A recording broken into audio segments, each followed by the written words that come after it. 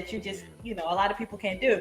But to me, that's how you stay relevant, is you just give the people something that they don't hear all the time. You know what I'm saying? Mm-hmm. You give them, and the thing is, not just give them something that they don't hear all the time, but remain consistent with giving it to them. Right. You know, Jodeci gave us something that we hadn't heard all the time. You know what I'm saying? They remained relevant because they gave us something that we didn't hear all the time. Drew Hill came along and they gave us something that we didn't hear all the time. They got compared to Jodeci a lot, though. They did. And to me, it was just, how do I say this? There was no comparison, really. You can't, it's like two fruit, but an apple and an orange. One is a citrus and one is, I don't know what an apple is. Y'all help me out with that. But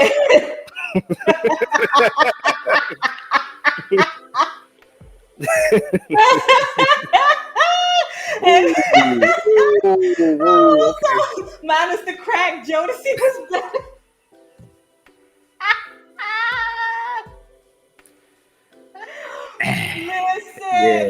Listen. And since we're at it, I'll Be Sure wrote a lot for Jodeci. He did a lot of writing. Like, you know, Forever My Lady, that's all our I'll Be Sure.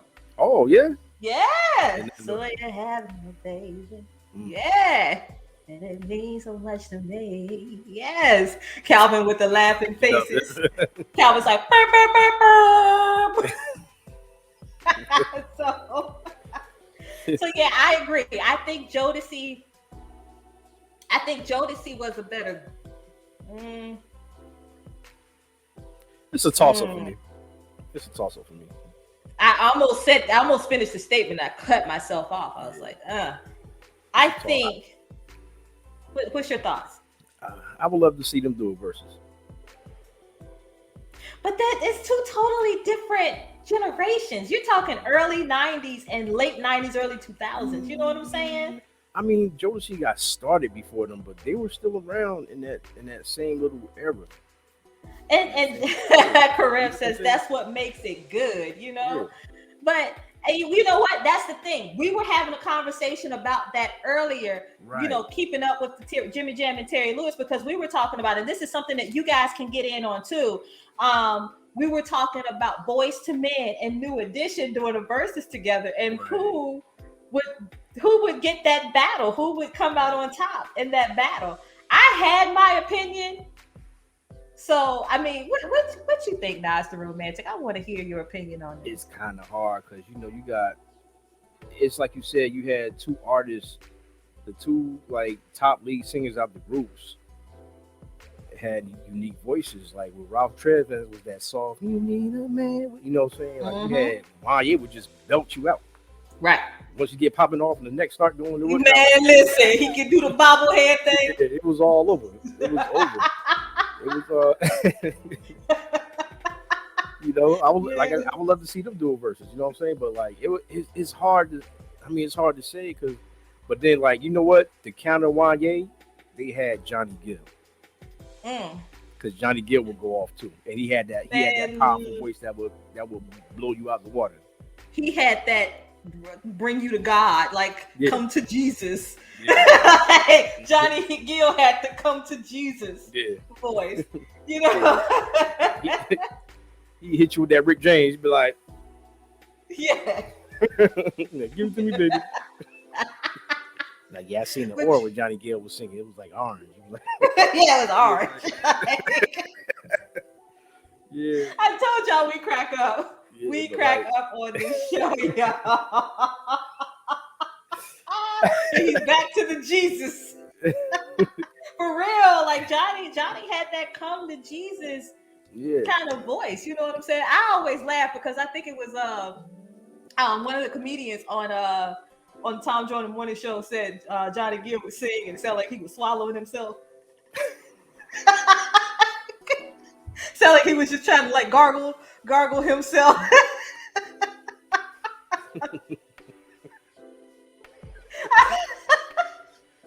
Oh man, you know what I just thought of? What's that?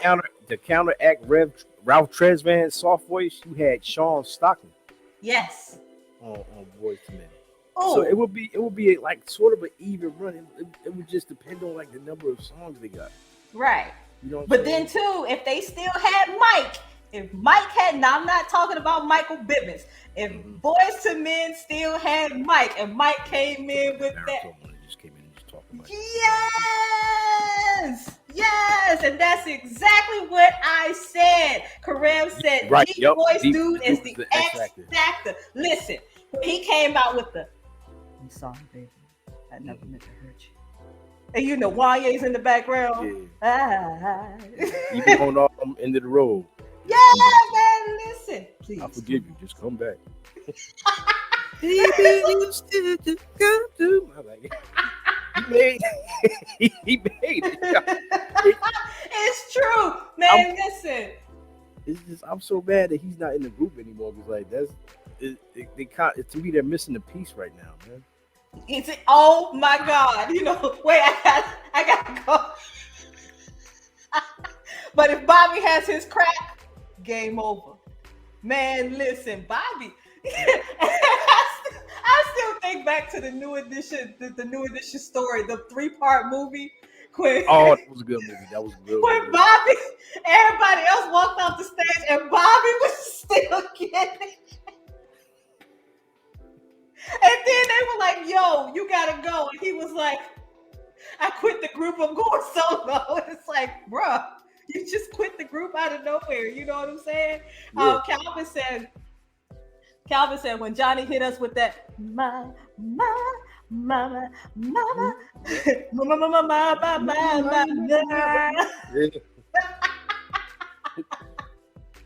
So, you know what, since we having this conversation, I just want to say this. I want you guys, and if you could just put that comment back up, I want you to drop a comment. New Edition versus Boyz II Men. Who's going to win that in your opinion? I can tell you, in my opinion, here's the thing. This is what and this is what Nas and Kareem and I were talking about earlier. You got New Edition and you got Boyz II Men, right? New Edition technically had 4 singers, right? I'm sorry. Boyz II Men had 4 singers, right? You had Wanye, Sean, Mike, and Nate, right? Technically, even though there were all those members of New Edition, they had 4 real good singers. They had Johnny, right, Bobby, Ralph, and Mike. Right. Because guess what? Ricky, let me take that back. No, Ricky, I'm sorry, Ricky, not Mike. Not Mike. Yeah, let me take that back. So let me rephrase. All right. So you Mike had Johnny, you had Bobby, you had Ralph, and you had Ricky. Mike was all about the business. Mike really didn't, he was the sweet talker. He was the Mike. Michael Bivins was the Mike in Boyz II Men. They were the talkers. They were the crooners. They were the ones who brought you in, who got your attention. You know what I'm saying? Because what was the song where Mike just started talking and he's Mr. Telephone Man? Yeah. He just had his little line. And that was cool. And then, don't get me started on that song, When Will I See You Smiling? I'm about to start on that in a minute. Oh, but, BBD. Man, listen. So, and I think, could you hear Johnny's vocals in BBD? Because I'm just thinking about those low notes. Tell me when will I see you smile again? Because I know I missed it. Even though Mike was the front man, but Ricky was the lead singer. Oh yeah.